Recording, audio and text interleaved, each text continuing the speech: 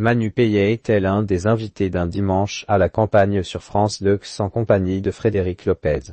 Il a profité de son passage pour révéler une remarque bouleversante de son père à propos de son orientation sexuelle. Dimanche 2 mars 2025, Frédéric Lopez recevait de nouveaux invités dans son émission Un dimanche à la campagne sur France 2, la chanteuse Lara Fabian, l'athlète handisport Pauline Déroulède et l'humoriste Manu Payet.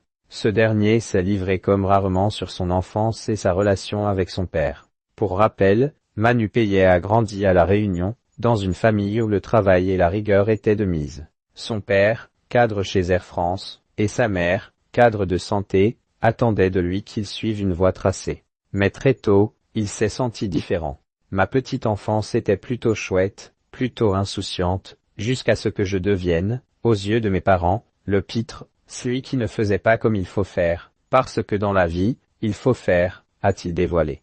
Adolescent, il a ressenti un décalage avec les attentes familiales. On est né, maintenant, il faut trimer. Donc ce n'était pas rigolo vraiment, s'est-il souvenu, mes parents ne savaient pas quoi faire de moi. Manu Payet, il m'a dit un truc que je n'oublierai jamais. Son père, perplexe face à son comportement, lui a alors un jour posé une question marquante. Il m'a dit un truc que je n'oublierai jamais, a commencé le comédien de 49 ans. Mon père m'a dit, je veux te comprendre, dis-moi ce que c'est ton problème. Je dis que je n'ai pas de problème. Mais si, tu as un problème, mais tu ne veux pas me le dire, t'es pédé, a raconté l'ex-mari de Géraldine Nakache. Et son père de poursuivre, si c'est ça, dis-le-moi, il n'y aura aucun problème, mais j'ai besoin de comprendre ce que t'es. Des mots qui ont touché l'humoriste. Son père, né en 1952 dans un milieu modeste du sud de la Réunion, aurait pu avoir un discours bien différent selon lui. Je vous garantis que c'est fort, a-t-il confié rétrospectivement.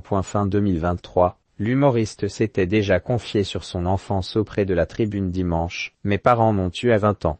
Ils n'étaient finalement que des enfants. Et comme ils ne savaient pas ce qui leur arrivait, ils me filaient des tartes, par inquiétude de ne pas faire assez bien.